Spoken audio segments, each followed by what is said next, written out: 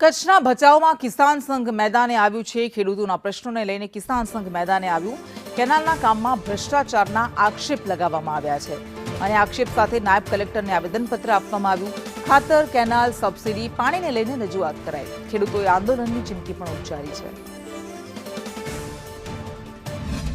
યુરિયામાં અને ડીએપીમાં એવું થાય છે, જ્યારે વાવેતરનો સમય આવે ત્યારે ડીએપી ન હોય, પછી જ્યારે યુરિયાની જરૂર પડે ત્યારે યુરિયા ન હોય, તો અમે વારંવાર રજૂઆત તો અમે કરતા જ હોઈએ છીએ, પણ આ મૂંગી બેરી સરકાર કોઈ નક્કર પગલાં લેતી નથી। એટલે આજે અમે વારંવાર આવેદનપત્ર આપ્યું અને આજ પેર બેનને કીધું છે, જો તાત્કાલિક એનો નિવડો નહીં આવે ને તો આંદોલન કરવાની ફરજ પડશે। વાંઢિયા કેનાલનો હતો એ લગભગ 15-16 વર્ષથી આજે વાંઢિયા કેનાલ લટકેલી પડી છે।